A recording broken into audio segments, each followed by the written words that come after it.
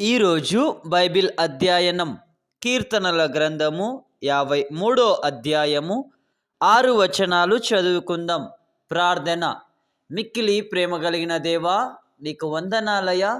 చదువుతున్నటువంటి లేఖన భాగములలో మాకు జ్ఞానాన్ని అనుగ్రహించండి. ఆమేన్. దేవుడు లేడని బుద్ధిహీనులు తమ హృదయములో అనుకొందురు.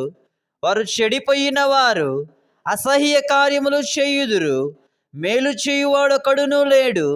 వివేకము కలిగి దేవుని వెదుకువారు కలరేమో అని దేవుడు ఆకాశము నుండి చూచి నరులను పరిశీలించెను. వారందరూ దారి తొలగి బొత్తిగా చెడియున్నారు.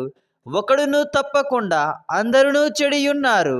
మేలు చేయువారెవరునూ లేరు, ఒక్కడైనను లేడు. దేవునికి ప్రార్థన చేయగా ఆహారము మృంగునట్లు నా ప్రజలను మృంగు పాపాత్ములకు తెలివి లేదా? భయకారణము లేని చోట వారు భయాక్రాంతులైరి. నన్ను ముట్టడి వేయు వారి ఎముకలను దేవుడు చెదరగొట్టియున్నాడు. దేవుడు వారిని ఉపేక్షించెను గనుక నీవు వారిని సిగ్గుపరచితివి. సియోనులో నుండి ఇశ్రాయేలునకు రక్షణ కలుగును గాక. దేవుడు చెరలోనున్న తన ప్రజలను రప్పించునప్పుడు యాకోబు హర్షించును, ఇశ్రాయేలు సంతోషించును. హల్లెలూయా. చివరి ప్రార్థన. మిక్కిలి ప్రేమ కలిగిన దేవా, నీకు వందనాలయ్యా.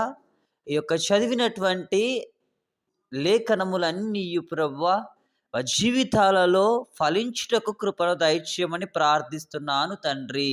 ఆమేన్.